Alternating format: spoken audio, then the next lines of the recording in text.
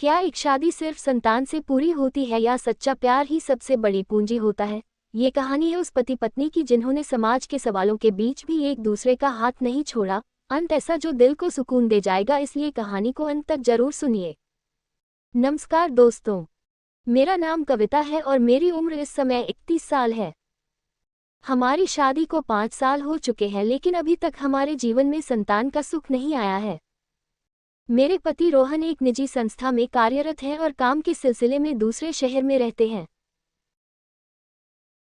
वह बेहद जिम्मेदार और मेहनती इंसान है, लेकिन व्यस्त दिनचर्या के कारण हमें एक दूसरे के साथ ज़्यादा समय नहीं मिल पाता। शुरुआत में सब कुछ सामान्य लग रहा था और हमने इसे किस्मत और समय पर छोड़ दिया था, लेकिन जैसे जैसे समय बीतता गया, परिवार और समाज के सवाल हमें अंदर से परेशान करने लगे।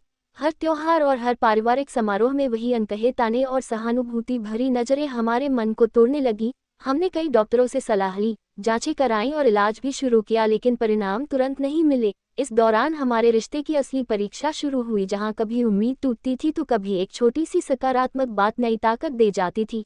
कई बार मन में निराशा घर कर लेती थी, लेकिन फिर हम खुद को संभालते और एक दूसरे का सहारा बनते। इस सफ़र ने हमें सिखाया कि शादी सिर्फ संतान तक सीमित नहीं होती, बल्कि समझ, धैर्य और साथ चलने का नाम होती है। आज भी हमारा संघर्ष जारी है, लेकिन हमने हार मानने के बजाय अपने रिश्ते को मजबूत चुना है और विश्वास रखा है कि सही समय पर जीवन हमें उसका उत्तर जरूर देगा। समय के साथ हमने अपनी सोच को और सकारात्मक बनाने की कोशिश की और रोजमर्रा की छोटी छोटी खुशियों में सुकून ढूंढना शुरू किया। रोहन की नौकरी का दबाव बढ़ता गया, लेकिन वह हर दिन फोन पर मुझसे बात करके मुझे हौसला देते रहे। मैं भी अपने काम और शौक में खुद को व्यस्त रखने लगी ताकि मन खाली न रहे। इसी दौरान मैंने बच्चों को पढ़ाना शुरू किया, जिससे मुझे एक अलग तरह की तसल्ली मिलने लगी। उन मासूम चेहरों की मुस्कान मेरे मन के खालीपन को कुछ हद तक भर देती थी। परिवार की उम्मीदें अब भी थीं, लेकिन हमने धीरे धीरे दूसरों की बातों को नज़रअंदाज करना सीख लिया। एक दिन डॉक्टर ने हमें इलाज के लिए धैर्य रखने की सलाह दी और कहा कि मानसिक शांति भी उतनी ही जरूरी है। उस दिन के बाद हमने तय किया कि हम हर छोटी खुशी को खुलकर जिएंगे। कभी साथ घूमने निकल जाते, कभी भविष्य के सपने साझा करते और कभी बस खामोशी में एक दूसरे का साथ महसूस करते। इस पूरे सफर में मैंने जाना कि उम्मीद कभी खत्म नहीं होनी चाहिए, क्योंकि जीवन कई बार हमारी योजनाओं से अलग रास्ता चुनता है, लेकिन उसका मतलब यह नहीं कि वह रास्ता गलत है। आज हम पहले से ज़्यादा मजबूत हैं और चाहे आगे जो भी हो, हम उसे साथ मिलकर स्वीकार करने के लिए तैयार हैं। यही हमारी कहानी है, जो अभी जारी है और शायद आगे और भी नए मोड़ लेकर आएगी। धीरे धीरे समय अपनी गति से आगे बढ़ता गया और हमारे जीवन में भी नए अनुभव जुड़ते चले गए। इलाज के साथ साथ हमने आध्यात्मिक रास्ते की ओर भी कदम बढ़ाया और मन को शांत रखने के लिए ध्यान और योग को अपनाया। इससे हमारे विचारों में स्थिरता आने लगी और रिश्ते में पहले से ज़्यादा समझदारी महसूस होने लगी। एक दिन रोहन का तबादला उसी शहर में हो गया जहां मैं रहती थी, और यह बदलाव हमारे लिए किसी वरदान से कम नहीं था।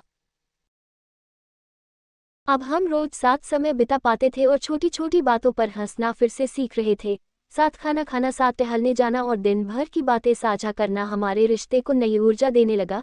इसी बीच मैंने एक सामाजिक संस्था से जुड़कर जरूरतमंद बच्चों के साथ काम करना शुरू किया और वहां मुझे जीवन का एक अलग ही उद्देश्य दिखाई दिया।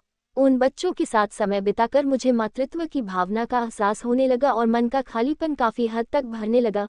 रोहन भी मेरे इस काम में मेरा पूरा साथ देने लगे और हम दोनों ने मिलकर तय किया कि जीवन में खुश रहने के लिए किसी एक चीज पर निर्भर रहना जरूरी नहीं होता। समय ने हमें सिखाया कि धैर्य और प्रेम से हर कठिन दौर को पार किया जा सकता है। आज भी हमारी राह पूरी तरह आसान नहीं है, लेकिन हमने शिकायत करना छोड़कर स्वीकार करना सीख लिया है और इसी स्वीकार में हमें सच्ची शांति मिलने लगी है। हमें भरोसा है कि जीवन जिस भी मोड़ पर हमें ले जाएगा, हम वहां भी एक दूसरे का हाथ थामे आगे बढ़ते रहेंगे, और यही विश्वास हमारी सबसे बड़ी ताकत बन चुका है। समय के इसी बहाव में एक दिन ऐसा भी आया जब हमें अपने भीतर एक नई स्पष्टता महसूस हुई और हमने भविष्य को लेकर खुलकर बात करना शुरू किया। हमने तय किया कि अगर जीवन हमें जैविक रूप से माता पिता बनने का अवसर नहीं भी देता, तो भी हम अपने प्रेम और जिम्मेदारी को किसी ऐसे बच्चे तक जरूर पहुंचाएंगे जिसे इसकी जरूरत हो।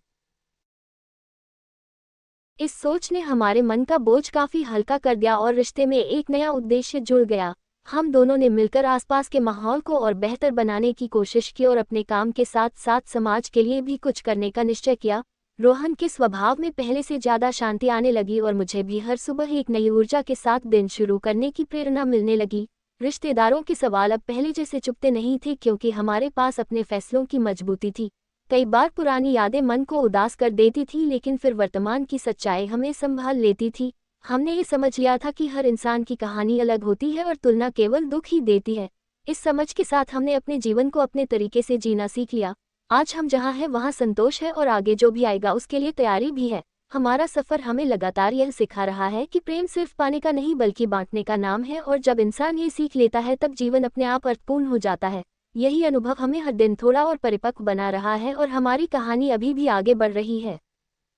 एक शाम जब शहर की हल्की बारिश ने माहौल को और भी नर्म बना दिया था तब रोहन ऑफिस से जल्दी घर आए और बिना कुछ कहे मेरा हाथ थामकर छत पर ले गए। ठंडी हवा और बादलों के बीच उन्होंने मेरी आंखों में देखकर कहा कि इन सालों में अगर कुछ सबसे खूबसूरत रहा है तो वह हमारा साथ है। उनकी बात सुनकर मेरी आंखें नम हो गई लेकिन दिल मुस्कुरा उठा। उस पल मुझे एहसास हुआ कि इंतजार और संघर्ष के बीच जो प्रेम पनपता है वही सबसे सच्चा होता है। हम दोनों चुपचाप एक दूसरे के पास बैठे रहे और पहली बार भविष्य का डर नहीं बल्कि सुकून महसूस कर रहे थे।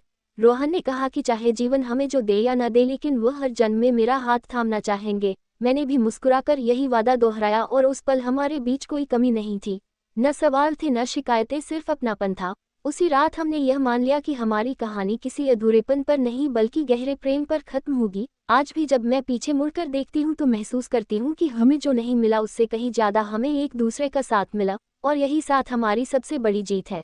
इसी एहसास के साथ हमारी कहानी यहाँ समाप्त होती है, लेकिन हमारा प्यार हर आने वाले दिन में नए सिरे से शुरू होता रहेगा। अगर आपको ऐसी सच्ची और दिल को छू लेने वाली कहानियाँ पसंद हैं तो वीडियो को लाइक करें, अपने विचार कमेंट में साझा करें और चैनल को सब्सक्राइब करना न भूलें।